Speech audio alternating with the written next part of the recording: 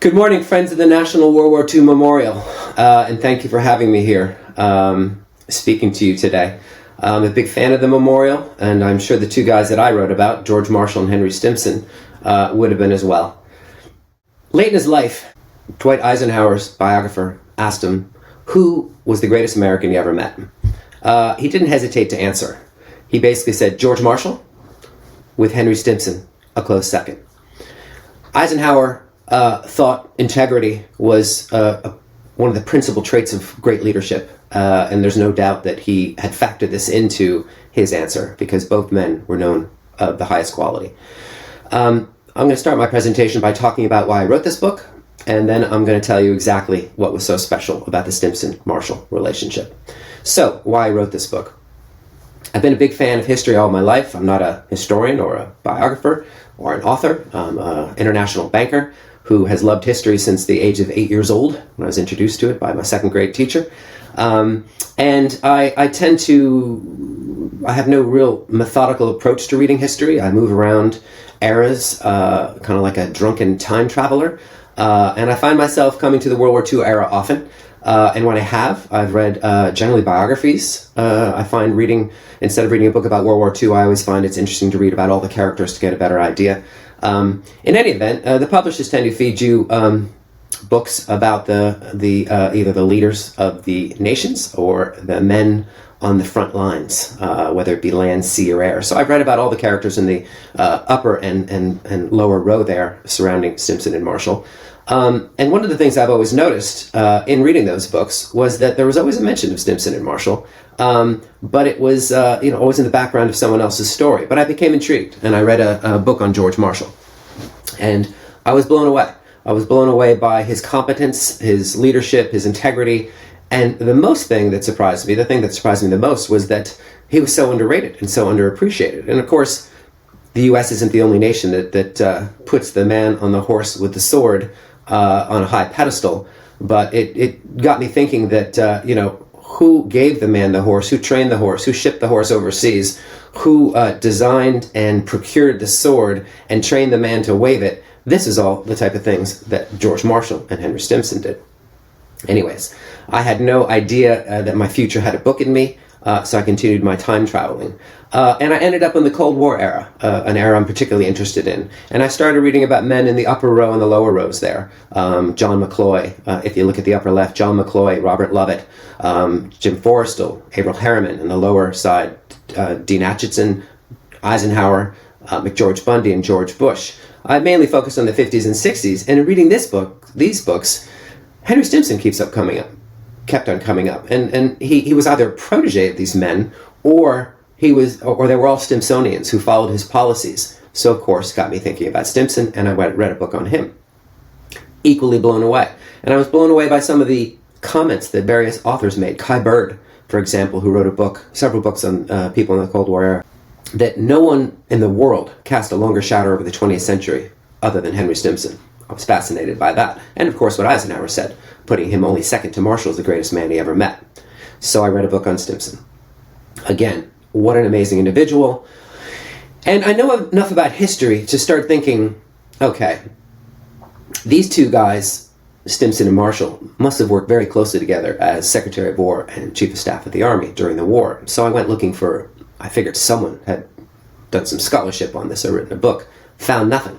So I thought to myself, maybe I can give this a shot. So I did some research. I read the magnificent 4-volume series that Forrest Pogue did, spent 40 years of his life doing it, on George Marshall. And I got some information about the relationship, not enough to write a book. And then I realized that I could gain access to the interviews that Pogue did of Marshall, about 40 hours of interviews, and got more information on the relationship, still not enough for a book. Then I went to New Haven, Connecticut, to the Yale Library, where I found Stimson's diary. 10,000 pages, 4,000 of which were during the war years. And I wasn't there an hour and a half when I realized I had gold and had enough for a book. He had written this diary every day, 4 or 5 pages a day, about who he met, what he talked about, what the problems were, what the solutions were, and all his feelings. And since he met Marshall 4 or 5 times a day, a lot of it was about the relationship. Their offices were adjoining one another, where the door between them was never closed. I'll talk about that later. So they didn't really write a lot of memos back and forth. So this diary really was a big account of their relationship and how they worked together. One of the things intrigued me from the start as I did the research, and I managed to get these diaries on a laptop, by the way, which, given that I was working at the time, made it much easier to work on this book on my commute from Connecticut to New York City every day for my banking job. What intrigued me was just the contrast in their backgrounds. I'm going to talk about that a little. If you start with the upper left, Stimson, a really elite guy. He went to Phillips of Andover, probably the most prominent private school in the country. He went to Yale, number 3 in his class, Harvard Law, number 2 in his class.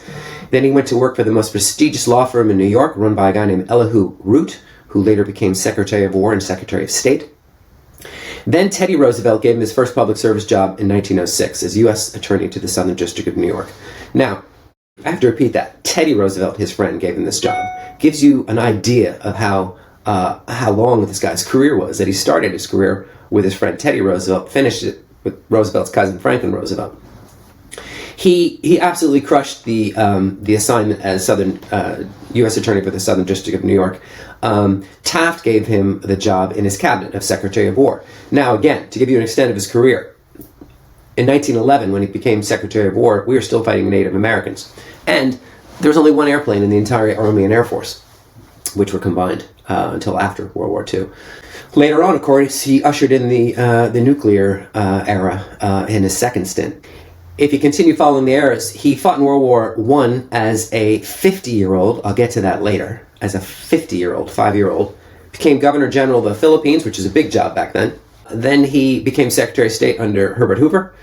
And in between his time with Hoover, he left in 1933, and when he joined Roosevelt in 1940, he became the country's biggest voice against the Nazis. You had Churchill in England as the most prominent voice against Hitler, but it's Stimson in America, whether it was articles in the New York Times or on the radio, he was telling people, listen, this guy's bad news and we have to do something about it. But, of course, it was an era of isolationism.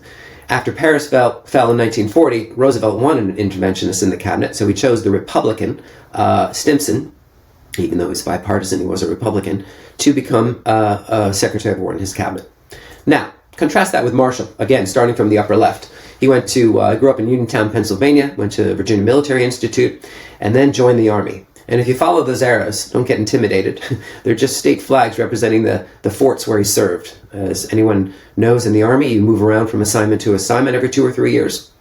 Marshall was the best student in the Army, and then he became the best teacher in the Army. And when I say the best, number one. And then he became known as the top staff person in the Army. And no Army person or no military person wants to be known, or even in the corporate world, as a top staff person, because that job can pigeonhole you, and then no one thinks you can command troops. And in the Army, you only get promotions when you're in command of troops. And there's a story of how he became known to General Pershing. Pershing was, during World War I, before the fighting started for Americans, he was doing a tour of the divisions. Marshall was with the 1st Division, and they were performing exercises, and Pershing decided to review them. When the exercises ended, Pershing gathered the group around in a semicircle. It was the general in charge of the 1st Division, Marshall, and about 5 other staff members. And he just berated the general. And he was basically telling him that it was a disgrace, that he was a disgrace, that his staff was a disgrace, the 1st Division was a disgrace, and that we couldn't win the war unless we improve everything. And he was very unfair, according to Marshall. And no one said anything except Marshall. Marshall said, General, I think you're being very unfair. Pershing looked at him with a kind of a mean stare and grunted something and started to walk off. And Marshall grabbed Pershing by the arm and said, General, you need to listen to me. I've been here the longest, and I can tell you what's going on here. Holding onto his arm, he proceeded to tell him for the next 5 minutes, in a very articulate way, in what Marshall later called was an inspired moment, exactly what the problems the 1st Division was having, their shortages, how they were solving them each night, and all the progress they've made. He let go of his arm, and when he finished, Pershing grunted something and walked away. The general and the other staff members around Marshall thought his career was over and started wishing him well. Interestingly, when Pershing was walking away, he turned to his chief aide and said, "Whenever we're in touch with the 1st Division, I want to go through this Marshall guy." Very soon after, he recruited Marshall to serve on his staff, which he did during the war. Marshall wasn't thrilled about it because he was on the staff. I'll just give you an example. Douglas MacArthur joined the Army a year after Marshall, but was promoted to general 16 years earlier. That's what staff work earned Marshall. He performed miracles during World War I, and he emerged with this incredible reputation, if not a promotion. In one of the last battles, he had moved 400,000 troops, 90,000 mules and horses, 3,000 guns, 40,000 tons of equipment, 60 miles in less than 10 days. Pershing and Field Marshal Foch from the French didn't think he could do it. He did it, and again, he left as kind of a wizard, but again, no promotion. He went on to serve for 5 years as the chief of staff of Pershing after the war, and he became somewhat known to the Roosevelt administration because when the New Deal hit, Roosevelt gave the Army responsibility to kind of organize all the various programs, CCC programs, and all those acronyms that Roosevelt put together. And of course, he was the best at it, and a prominent aide of Roosevelt's, Harry Hopkins, understood this, kept an eye on him, and would continue to meet him from time to time. And when it came time to name a new chief of staff, among others, Hopkins whispered into Roosevelt's ear, "You should check General Marshall out." So Marshall was named chief of staff in September 1939, literally the day, by coincidence, that the war started when Germany invaded Poland. So what was exactly so special about the Stimson-Marshall partnership? Well, in short, everything. But let's leave it to Winston Churchill to sum it up. This is a quote from Churchill 5 years after the war, and I'm going to read it. "It remains a mystery to me as yet unexplained how the very small staffs which the United States kept during the years of peace were able not only to build up the armies and air force units, but also to find the leaders and vast staffs capable of handling enormous masses and of moving them faster and farther than masses have ever been moved in war before." This is essentially what Stimson and Marshall did. And I can tell you, in my background, I've spent a career financing physical commodity traders, energy, metals, and agricultural. And whenever I've met with the CEOs and CFOs of the company and asked them what kept them awake at night, it was always logistics. They were, the moving commodities from where they originated and storing them at origin, getting to a port and shipping them, and then storing them when they arrive and distributing them. I think that if Marshall and Stimson were ever sitting behind me during one of these interviews with the CEOs and they heard the complaints, they'd laugh because what they did was phenomenal and on a phenomenally larger scale. And as I say in my book, I think it was the greatest feat of management in the history of the world, what they did. Churchill called Marshall the greatest figure of the war and said he was the organizer of victory. Stalin said that there's no way the Allies could have won the war without the efforts of the Army and Air Force in moving all these materials around. It was really Stimson and Marshall who get credit for that. So let's talk about the situation in July 40 for the U.S. Army. There were shortages. Soldiers, we had 170,000. That was 19th in the world. Germany had between 5 and 6 million. Planes, Hap Arnold's, who was head of the Army Air Force working for Marshall, said that at the start of the war there was 300 serviceable combat planes. The Germans had 10 times that. Tanks, we hardly had any. When we did war exercises in Louisiana, the exercises where Patton and Eisenhower got some notoriety for their performance. We had to take pickup trucks and write the word tank on them. The Germans had 2,500. You could go across all these categories here. There were shortages of everything. There was also a very dysfunctional and demoralized War Department. We had dated strategic plans. The situation was not very good. Now, what were the obstacles? Well, time. When Stimson joined Marshall as Secretary of War, and Marshall was Chief of Staff, Paris had fallen, Norway, Holland, Belgium. There was very little time. They didn't know when the U.S. would become involved in the war, but they were fairly certain they would become involved in the war. And of course, isolationism. Now, I like to show this map to give an indication of why isolationism was such a big thing. You look at the east coast of America, it's about 3,500 miles to Europe, just an open Atlantic Ocean. On the west coast is about 5,500 miles to Japan, again, open ocean. You have a friendly Canada to the north, a non-threatening Mexico to the south. It had only been 23 years since World War I, and a lot of Americans thought that that was a waste of treasure and lives, and they didn't want to get involved. I tried to put myself in their feet, and I'm ashamed to say I might have been an isolationist myself, but a vast majority of Americans were, and Roosevelt, being the political animal he was, could only go so far.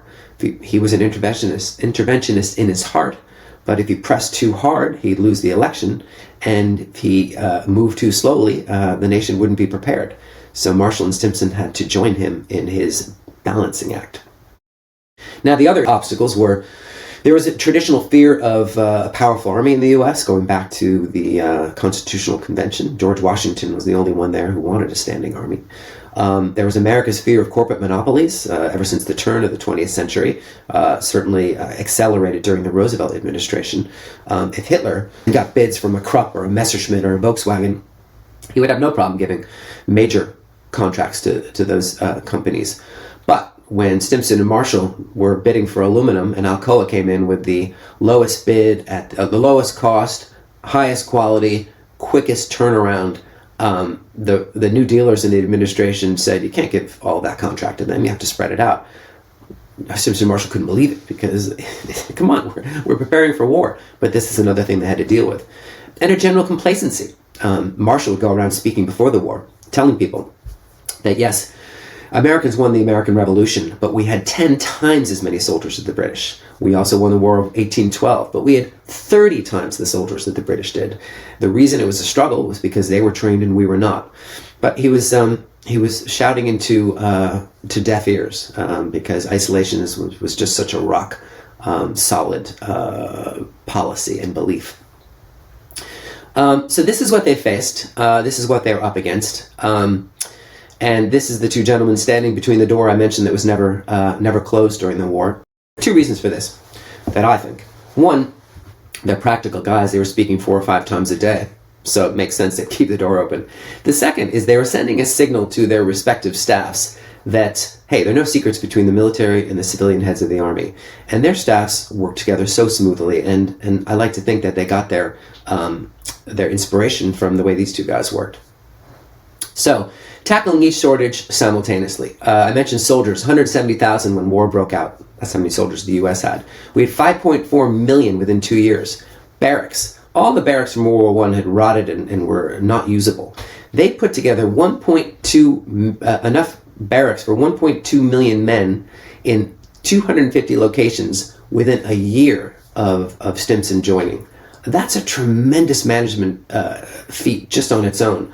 I come from a small town in Rowayton, Connecticut, population 4,000. It's basically the equivalent of 300 Rowaytons in 18 months. Very impressive. Ammunition, planes and tanks, supplies and trucks, they had to do all this concurrently.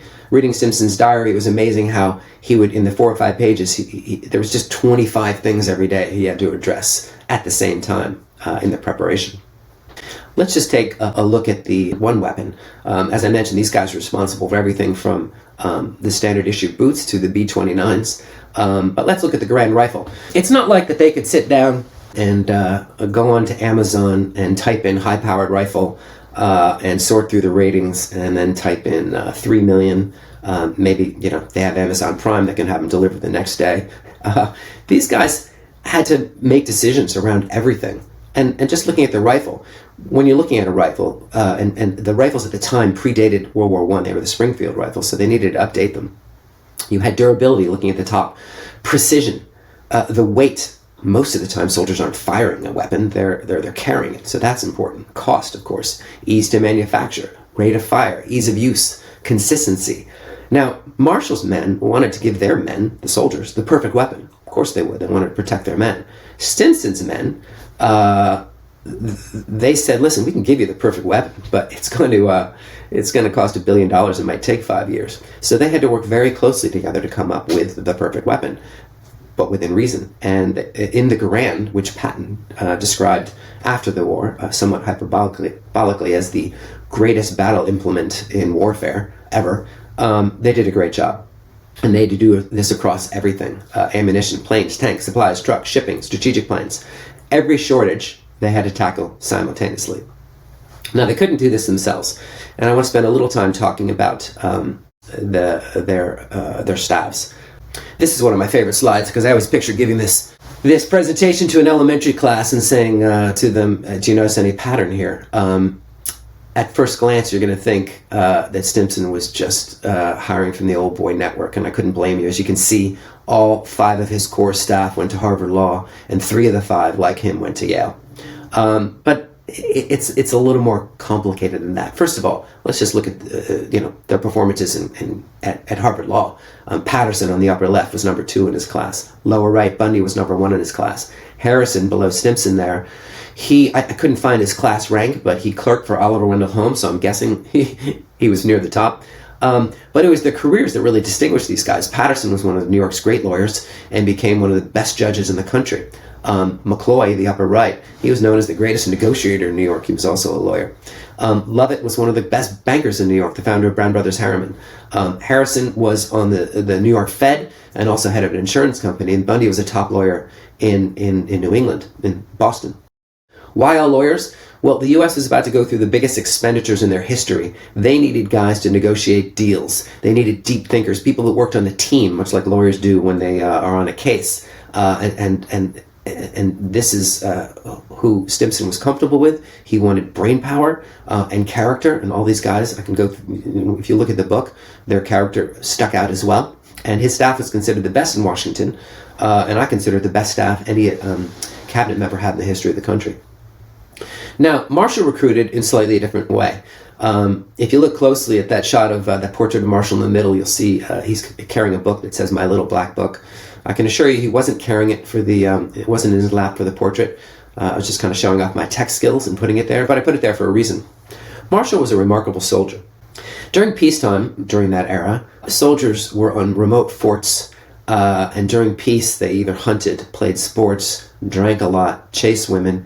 Marshall was one of those guys no one would have liked. He was always studying battle plans, always preparing as if the war was coming up shortly. And in one way he did this.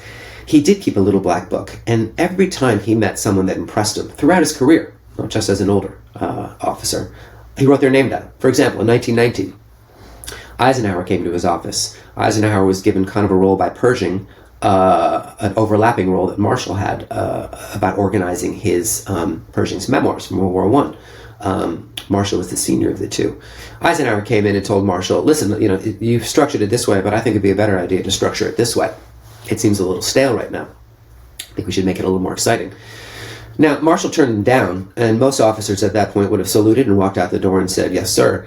Eisenhower stayed sitting and said, listen, hear me out. And he very articulately gave arguments why the book would be more successful, would be more interesting, would be better for Pershing's reputation.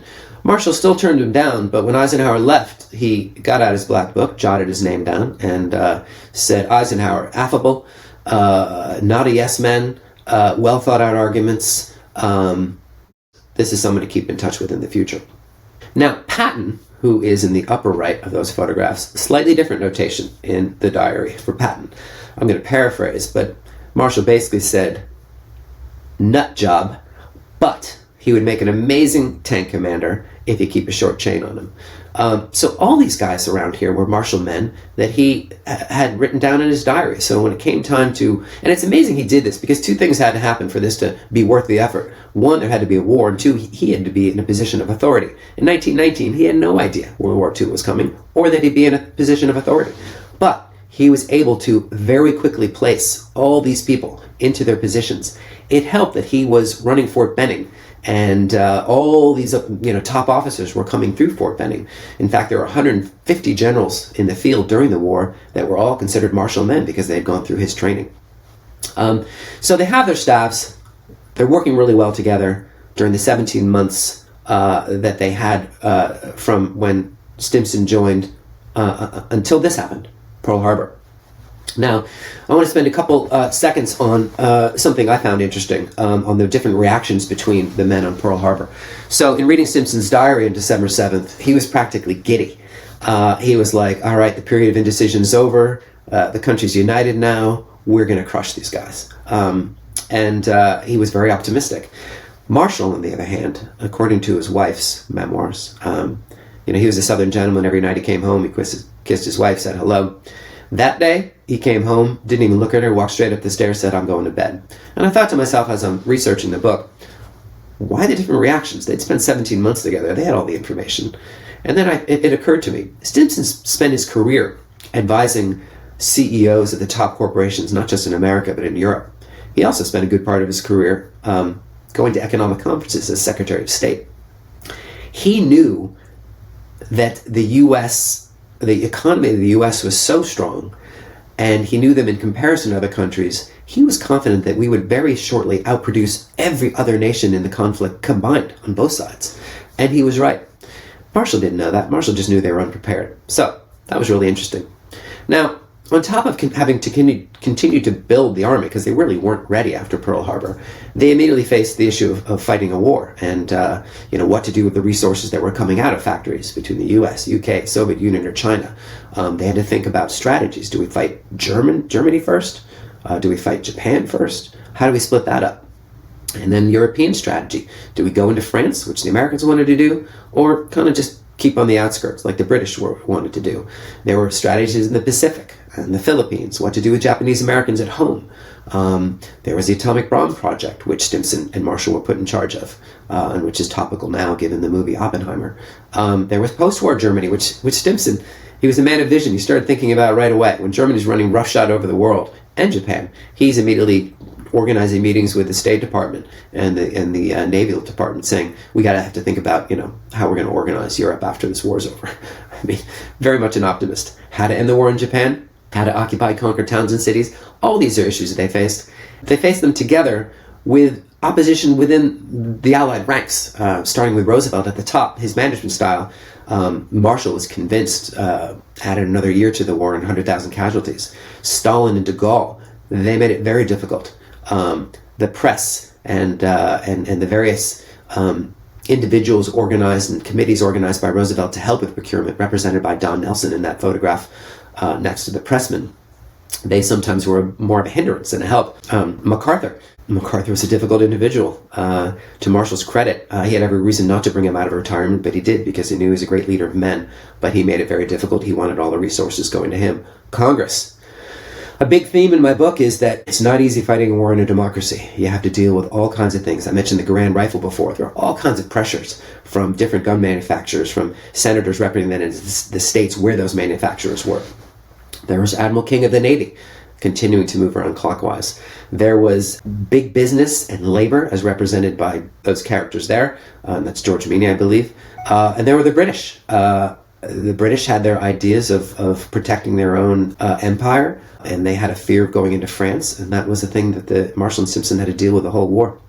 So I'm going to spend the rest of the presentation talking about shared characteristics and their teamwork. Let's talk about preparation. Stimson as a lawyer and Marshall as a soldier was known as just, they were always prepared. Opposing lawyers for Stimson say that he often knew more about their side of the case than his own. He was maniacal in his approach to preparing for a case, and Marshall was as well. Common sense, simple, concise. There's a story that when Marshall took over Fort Benning, the tradition at the time was for officers to make a presentation at the end of a particular course about either a battle or a war, and those presentations were 45 minutes. And Marshall came in and said, no, we're going to make it 15 minutes, and we are going to insist that it be done without notes. After a couple weeks, everyone started complaining. And Marshall basically asked a guy in the front row of the class to look at his watch. And he said, I'm going to discuss the entire history of the Civil War, the strategies of both the North and the South, how it played out, and the ending of the war. And I'm going to finish within 5 minutes. And he did. And people realized that he meant what he said. Make do with what one has. Marshall was insistent on this. There's a story of he sent General Patton to the deserts of the Southwest in the U.S. to prepare for North Africa, and he sent one division with him. After a couple weeks, Patton, apparently not uncharacteristically, sent a telegram to Marshall saying he needs another division. Marshall immediately relieved him of command and sent it to California, and wouldn't take its calls for a week. Patton's going crazy, and finally he sends word through a mutual acquaintance that that maybe he could live with one division. And Marshall sent him back to the to the deserts to train. He was that way throughout the war. There was a shortage of resources. You had to make do with what you had. They were all candid. Both of men were candid. They were issue-oriented. They delegated and demanded accountability from subordinates. They were decisive. Here's another story about Marshall. He's in a meeting, and Beadle Smith, an aide to Eisenhower, walked in, tried to interrupt him, saying, "General, can I have a minute?" And Marshall said, "This is an important meeting. What do you got?" And he said, "You remember that utility vehicle we were talking about?" This is obviously earlier in the war. He said, "Well, there's a guy here who has this great idea, and I'd like you to talk to him." And Marshall just very quickly said, "Do you think it's good?" He goes, "Yeah." He goes, "Then just do it." That led to the ordering of 650,000 Jeeps. Marshall made the decision like that. Now, on Stimson's side, he was also a decision maker. I was reading his diary one day, again, earlier in the war, and he's going through 10 to 15 things that were just amazingly important. And at the end of the diary, he writes, there was a sentence, just one sentence, saying, and another thing, I approved the building of the Pentagon today. I think it's going to be a good thing. I mean, the Pentagon's still the world's largest office building, and he just devotes one sentence of it. That's how many other important things were going on, and that's how decisive they had to be. It was remarkable. Keep moving down the list. They were both protective of mind and body. We all read about these kings of the universe on Wall Street that get by in 3 or 4 hours of sleep. This wasn't Stimson and Marshall. They knew they were doing work that was going to save the world, and they needed to be sharp and alert. They did not work late hours. They insisted on getting a good night's sleep, and they insisted on exercising. They were way ahead of their time. They rode horses or did some kind of exercise every day, insisted their people did as well, because they knew they had to be as sharp as possible. They deliberately didn't make decisions after 3 because they felt they weren't their sharpest. And it was just an amazing joint thing they had in common. They didn't burn any bridges. There's so many examples of that. They were detailed, but with an aim towards solving big problems, creative, tough, cheerful, and optimistic. These are shared characteristics. Now, Stimson and Marshall as a team. I mentioned at the start of this presentation, they were both known throughout their careers as being just next level in terms of integrity. They were masters of teamwork, transparency, and candidness. I've talked about that. Let's talk about duty. First, Marshall. I mentioned the logistics exercise he performed during World War I, where he sent 400,000 men and a bunch of mules and a bunch of equipment 60 miles in less than 10 days. There was a guy on Pershing's staff named Dwight Morrow, and he was actually the number 2 guy of Chase Manhattan at the time, to J.P. Morgan.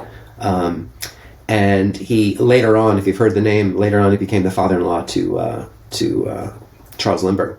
Anyways, he was on Pershing's staff, and he was amazed and completely impressed with Marshall, and approached him as soon as the war ended and said, "Listen, you should work for J.P. Morgan. You should work for Chase, and I can offer you a contract for $30,000 a year." Now, to give you an idea what $30,000 a year was, Stimson, a very high-earning New York lawyer and wealthy man, was only earning $20,000 a year in his best year. This would have made Marshall a wealthy man by any standard at the time. He turned it down. He felt he owed the U.S. Army. He felt he had more to give to it. He was very duty-bound. And there's another Marshall story which emphasizes his duty. When the Germans surrendered to end World War II in Europe, Marshall wrote a note to Truman saying he'd like to retire. And that Eisenhower should take his place, and that Eisenhower should be able to take care of Japan and then the war. He'd been working really hard, and this is what he wanted to do. Truman turned him down, asked him to stay on, and he did. Eventually, Truman let him retire. After a very quick, brief ceremony, which I should mention as part of the next category, humility, he and his wife drove the 40 miles to Leesburg, Virginia, where they had a home. And they were so psyched for their lives. Their thing was driving around the Northwest and the West, going from campsite and lodges and hunting and fishing and canoeing. And they loved it, and that's what they wanted to do during their retirement. And they sat on the porch in the sunlight, and he couldn't have been happier. His wife said she was going to go take a nap, and went upstairs, and Marshall relaxed downstairs, and the phone rang, and it was Truman. And Truman said to Marshall, "General, I'd like you to go to China." Now, Marshall didn't want to wake up his wife, didn't want a long conversation, so he simply said, okay, and hung up the phone. About an hour later, his wife comes down the stairs, and as she's walking down the stairs, the radio's on. It's at the top of the hour. Marshall's sitting on the couch, and this is what she hears as she's halfway down the stairs. And in other news, President Truman named General Marshall today to lead a delegation to China. They'll be leaving tomorrow. Now, his wife is looking around saying to herself, how long have I been asleep? Marshall served another 7 years as on this delegation to China as Secretary of State and then Secretary of Defense. Now, a story about Stimson, sense of duty. I mentioned he fought in World War I as a soldier at the age of 50. Now, this is remarkable, and it wasn't like he was like a Teddy Roosevelt, just bellicose and wanted to, get in the thick of it. He really thought it was the duty of every American boy to not only give his life to his country if needed, but to also to do so effectively. And that's like a quote of his, which I think is remarkable. So he used his influence and contacts to get a position in the war. Now that sounds bad. You shouldn't use your contacts. Well, that's because most politicians we know in this century and late last century use their influence to get out of war, Vietnam particularly, or to get a cushy job during war in the National Guard or whatever. That was in Stimson's case. He wanted to lead an artillery unit on the front lines. So the powers that be said, yeah, we'll help you get that. No problem. We don't mind doing favors if you want to go in the thick of it. He trained incredibly hard, and he saw action during World War I as a 50-year-old artilleryman on the front line, lobbing shells and taking shells from the Germans. Pure duty. Loyalty. They were incredibly loyal to each other. The book describes various sections, sometimes loyal to a fault. Stimson did way too much to protect Marshall from criticism about Pearl Harbor, and Marshall deserves some as head of the army at that time. But they were incredibly loyal, and it's very touching at times. Humility. So Marshall's last assignment by the U.S. was in 1953. He was asked to head a delegation to the coronation of Queen Elizabeth II, who died last year. And he was a fairly old man at this point. And he is walking down the aisles of Westminster Abbey with General Omar Bradley. And as he's walking down the aisles on both sides, everyone stood up and applauded. And as they walked by, now Marshall leaned over to Bradley and said, "Who are they clapping for?" And Bradley turned to his old boss and, kind of laughed and said, you moron," or something to that effect. This is how humble Marshall was. He didn't even know how respected he was. At that coronation, by the way, Churchill broke old protocol by walking across the platform where the Queen was and shaking Marshall's hand. That was the respect they had for him, but he didn't realize it because he was naturally a humble man. The last category I'm going to talk about is civilian over the military. Their common belief that one of the things that made America great, and I think has made America great, is the fact that since the very start of the nation, it's been the core belief that the military should be subordinate to civilians. And if you look at this photograph here, you'll see that Marshall is a step behind Stimson. And as I look through various photographs, I always noticed that, and if you look at these photographs here, in each of these 4 photographs, Marshall is respectfully a step or 2 behind. And I always thought that this was remarkable and just showed how remarkable Marshall was in keeping to this. It was important to him. And it leads me to my last story before I take questions. And that would be the last day of Stimson's assignment as Secretary of War. He was 78 years old. I didn't mention that. 73 when he joined the War Department, 78 years old when he retired, which is the date of this photograph. That was very old for the time. Newton Baker, who was Secretary of War during World War I, wrote a friend that said I couldn't have done this at any younger an age. He was 32 years younger than Stimson was when he was in the position. So Stimson's last day of office was his 78th birthday, September 28th, 1945. But he had a big day that day because he was trying to convince Truman and the cabinet to share the secrets of the atomic bomb with the Soviets. You can imagine not too popular a belief. Turns out he really wasn't wrong. His attitude was this. He said, "Soviets are going to have this bomb in a few years," which they did. "We might as well give it to them now and try to get our 2 powers working towards the good of atomic energy. It's just instead of just a big arms race." Anyway, he went to that cabinet meeting. No one bought his arguments. The cabinet meeting was delayed. While he was gone, Marshall got 120 generals to the airport. It was the largest gathering of U.S. generals in history. He got Stimson's staff and an army band, and they waited in the sun an hour and a half by the plane that Stimson was going to take to his estate in Long Island.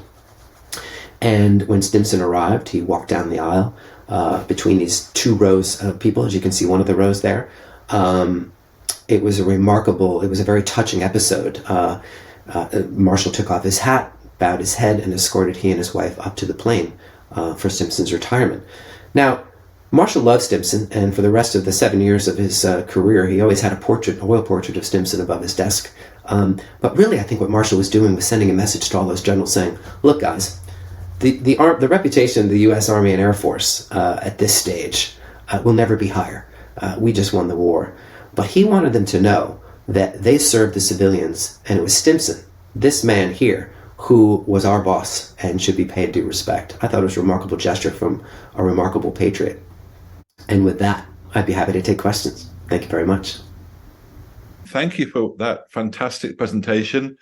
I was actually in France just a few days ago with a group of people, 3 of whom were VMI graduates, and they were raving about Marshall. It was after a while I had to say, you know what, guys, there are other military institutes. They worship the guy. So thank you for that wonderful presentation. We have a couple of questions. Sadly, we could talk all morning, but we've probably got about 10 minutes, if that's okay. So I'll go straight into a couple of questions we have already. So this is from Lewis McMillan, and he points out that there was isolationism, and he wants to know if the antagonists that Simpson and Marshall had to confront in terms of political forces wanting to stay out of the war, did those antagonists cause problems during the war? What kind of political domestic opposition did these guys face? Can you go into that a little bit? Sure. Well, in the 17 months that they worked together before the war, of course, it was brutal fights, and they had to, balance, as I mentioned during the presentation, they had to balance if they move too fast, they lose office. Roosevelt loses office. Isolationists take over. They move too slow. They're not prepared. Once Pearl Harbor hit, that ended. There were no more isolationists. They had plenty of other problems. As I mentioned, there were people that felt that they didn't, want to give too much business to any one company, and the problems of fighting a war in a democracy. But isolationism ended that day. Prior to that, in the 17 months they worked together, and then from September 39 until Stimson joined, just like 9 months, Marshall got nothing done.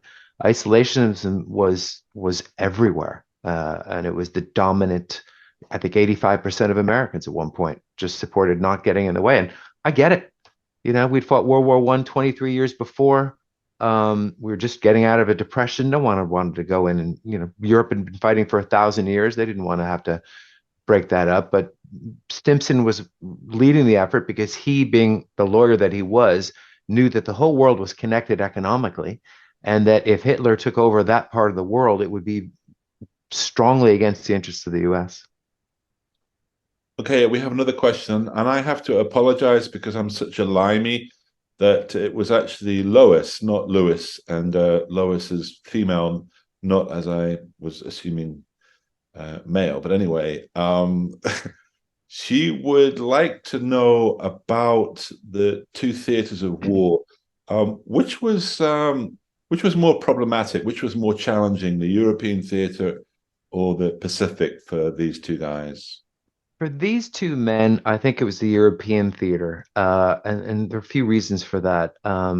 They thought it was the greater crisis. The British and Americans agreed early on, take care of Germany first, and then we'll just be defensive in Japan, and then we'll deal with them later. That changed it a little after Midway in June of 42.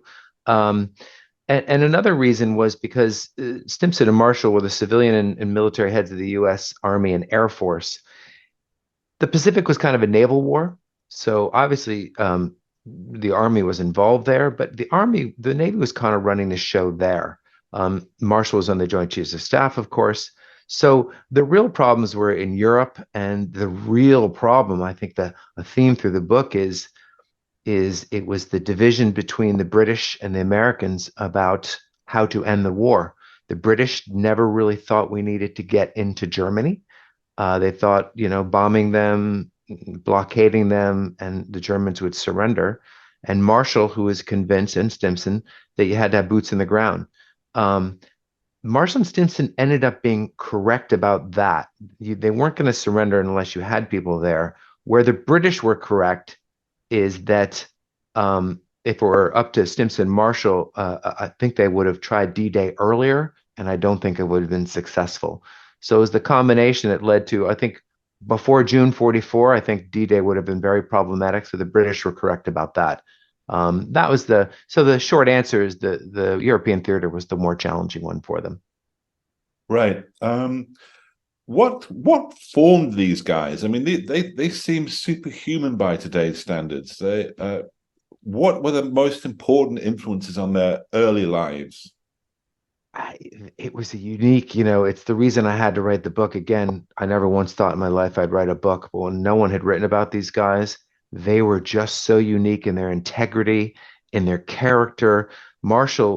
Stimson was formed, by traditional Christian values he had, but Yale really formed him, and working in this Skull and Bones Club that everyone hears about.